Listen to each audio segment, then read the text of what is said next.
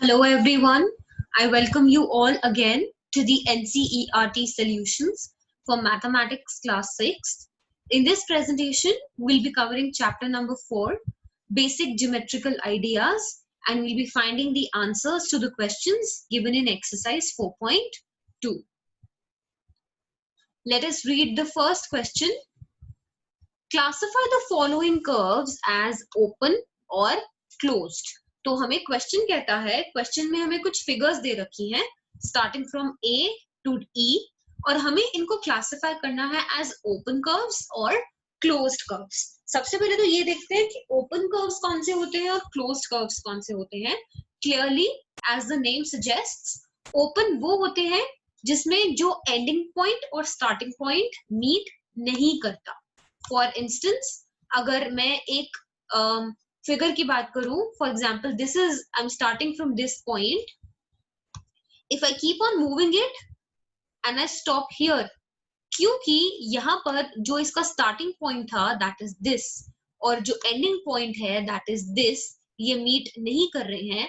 There is some space left between them और ये क्योंकि खुला हुआ है, ओपन है, इसलिए हमने इसको ओपन कर्व क्लासिफाई किया है. On the other hand, अगर हम closed curves की बात करें तो if I start from here, if I take a turn, even if you don't take a turn, you can move your curve anywhere. और जब हमारा starting and ending point meet कर जाते हैं without leaving any gap between them, that figure is termed as a closed figure or a closed curve. तो अब हमें इन सारी 5 फिगर्स में से ये देखना है कि कौन सी ओपन कर्व है और कौन सा क्लोज्ड कर्व है. सबसे पहले this figure that is actually a Z. Clearly इसका जो स्टार्टिंग पॉइंट था that is this and ending point that is this, ये मीट नहीं कर रहे हैं. बहुत क्लियर है हमें ये that it is an open curve. Moving on to the second figure, यहाँ पर हम ये वाले गैप को रेफर नहीं कर रहे हैं, हम उस गैप को रेफर करेंगे जो स्टार्टिंग और एंडिंग पॉइंट के बीच में हो. क्लियरली इस फिगर में जो स्टार्टिंग पॉइंट है और एंडिंग पॉइंट है वो मीट कर रहे हैं. There is no such gap between them. ये क्लोज्ड है हर तरफ से, हर तरीके से. इस वजह से हमने इस फिगर को क्लासिफाई किया है as a closed curve. Moving on to the C part, clearly इस फिगर में जो इसका स्टार्टिंग पॉइंट था दैट इज दिस एंड जो इसका एंडिंग पॉइंट है दैट इज दिस, ये मीट नहीं कर रहे, leaving this gap between them. That is why this figure is termed as an open curve. Moving on to the D part now. D part में we have a triangle. Triangle में हमारे जितने भी points हैं वो सारे एक दूसरे से meet कर रहे हैं. No point is left open and there is no gap also. Therefore इसको हमने refer किया है as a closed curve. E part में we have a 4-sided figure. It is also a closed curve. Why is it so? क्योंकि जो भी हमें points नजर आ रहे हैं, फिर चाहे वो कहीं पर भी हो, वो एक दूसरे से meet कर रहे हैं. There is no such point that is left जो meet ना कर रहा हो और बीच में gap छोड़ रहा हो. So this figure is also termed as a closed figure or a closed curve. So this is how you classify open curves and closed curves. Moving on to question number 2, we need to draw a rough diagram to illustrate the following. हमें 2 questions दे रखे हैं, 2 parts हैं, हमें कुछ diagrams draw करने हैं जो इन parts को represent करें. सबसे पहला है open curve. तो हमें एक ऐसा diagram draw करना है जो एक open curve show करे, that is जो starting point है और जो ending point है वो meet नहीं होना चाहिए. तो हमने कुछ ऐसा फिगर ड्रॉ किया है. You can draw any figure, totally up to you. It's just that कि आपका starting point और ending point में gap होना चाहिए, वो meet clearly नहीं करनी चाहिए. दूसरा है हमारा closed curve. हम closed curve के लिए कोई भी फिगर ड्रॉ कर सकते हैं. It's not necessary that you draw this one only. Could be a triangle, could be any figure that meets and doesn't leave any gap anywhere. This is also a closed figure क्योंकि इसके जो starting और ending point है वो meet कर रहे हैं. So this was about this question. Question number 3. Draw any polygon and shade its interior. अब यहाँ पे दो चीजें हमारे पास, सबसे पहले है पॉलीगन और दूसरा है इंटीरियर। अब सबसे पहले देखते हैं पॉलीगन क्या होता है। Polygon, for a figure to be polygon, number 1 वो लाइन सेगमेंट से बना होना चाहिए। तो किसी भी फिगर को पॉलीगन डिक्लेयर करने के लिए हमें ये देखना होगा कि वो लाइन सेगमेंट से बना हुआ है या नहीं बना हुआ। दूसरा जो पॉइंट है जो पॉलीगन पोजेस करता है वो ये है that a polygon is always a closed figure। हमने अभी closed और open में डिफरेंस पढ़ा था। तो पॉलीगन एक ऐसा फिगर है जो क्लोज्ड होता है। जब कोई फिगर इन दोनों कंडीशंस को सेटिस्फाई कर देता है, हम उस फिगर को कहते हैं कि वो एक पॉलीगन है। दूसरी चीज आती है जब हम इंटीरियर या एक्सटीरियर की बात करते हैं। इंटीरियर का मतलब होता है अंदर वाला part, that is inside. On the other hand जब हम इंटीरियर के ऑपोजिट की बात करें, दैट इज एक्सटीरियर, उसका मतलब है बाहर वाला पार्ट। तो हमें क्या करना है, यहाँ पे पॉलीगन ड्रॉ करना है और उसका इंटीरियर यानी इनसाइड वाला पार्ट शेड करना है। इन दिस फिगर हमने जो पॉलीगन ड्रॉ किया है, इट हैज 5 साइड्स, 1 2 3 4 एंड 5। सो जरूरी नहीं है हम 5 साइडेड पॉलीगन ड्रॉ करें, हम कितने भी साइडेड पॉलीगन ड्रॉ कर सकते हैं। आप 4 साइडेड पॉलीगन ड्रॉ कर सकते हैं, दैट इज अ स्क्वायर और a rectangle.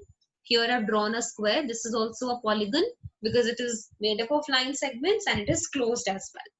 So is answer is solution के according it is a polygon with 5 sides और 5 sided polygon को हमने एक नाम दिया है, that is pentagon. Okay, moving on. Question number 4. Consider the given figure and answer the questions. अब हमें फिगर दे रखी है और 2 क्वेश्चंस दे रखे हैं ए एंड बी में, और हमें उस फिगर के बेस पे इस क्वेश्चन को आंसर करना है। सबसे पहले फिगर है, it somewhat looks like a star. Is it a curve? Is it a curve? क्या ये फिगर एक कर्व है? यस, क्लियरली ये फिगर एक कर्व है। Further, is it closed? क्या ये फिगर क्लोज्ड है? हमने डिफरेंस पढ़ा था ओपन एंड क्लोज्ड कर्व्स में। यस, ये क्लोज्ड है। रीजन क्या है? It forms a closed boundary. It forms a closed boundary का क्या मतलब है? इसकी जो स्टार्टिंग पॉइंट है और एंडिंग पॉइंट है वो मीट कर रहे हैं, and there is no gap that you can see in this figure that is left, और any point that is left to meet. So yes, this figure is a closed curve. Quite an easy question. Let's move to question number 5. Illustrate if possible each one of the following with a rough diagram. अब हमें इस question में 3 parts दे रखे हैं, हमें इस question की statements को फॉलो करते हुए एक रफ डायग्राम या एक डायग्राम ड्रॉ करना है। A closed curve that is not a polygon. अब हमें क्वेश्चन कहता है कि हमें क्लोज्ड कर्व ड्रॉ करना है, लेकिन वो पॉलीगन नहीं होना चाहिए। पॉलीगन का क्या मतलब है? वो लाइन सेगमेंट से नहीं, पॉलीगन नहीं होना चाहिए का क्या मतलब है? वो लाइन सेगमेंट से नहीं बना होना चाहिए, लेकिन क्लोज जरूर होना चाहिए। नो प्रॉब्लम, आप कोई भी फिगर ड्रॉ कर सकते हैं जो लाइन सेगमेंट से ना बना हो लेकिन वो क्लोज्ड हो। This figure, any figure works. बस आपको स्टार्टिंग और मीटिंग एंडिंग पॉइंट को मीट कराना है ताकि वो क्लोज्ड बन जाए। B part is an open curve made up entirely of line segments. अब हमें open curve ड्रॉ करना है जो line segment से बना हुआ है।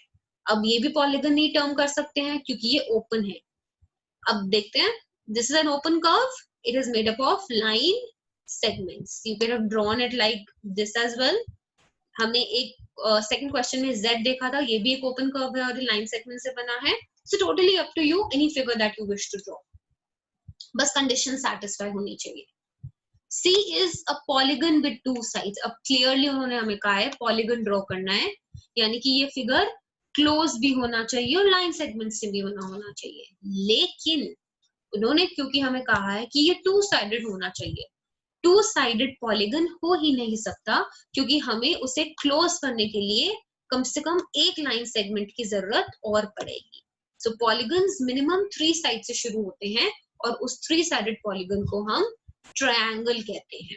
So a polygon with 2 sides is not possible, वरना वो close नहीं होगा, because a polygon is a closed figure made up of line segments. It requires a minimum 3 line segments to form a polygon, that is a triangle. So let me just highlight this condition for you. It is very important कि अगर हमें polygon बनाना है तो उसके लिए minimum 3 line segments की जरूरत है, और हम उस 3 line segment वाले polygon को triangle कहते हैं. You can simply increase your number of line segments और उसका name polygon का बदलता चला जाता है. This was about this question, and that is it for this presentation. Thank you so much for watching. For more such NCERT solutions of not only mathematics but rest of the subjects as well, you can visit our site, that is arinjayacademy.com. And for more such informative videos, you can subscribe to our YouTube channel, that is Arinjay Academy. So keep learning, keep growing. I will see you all in the next presentation.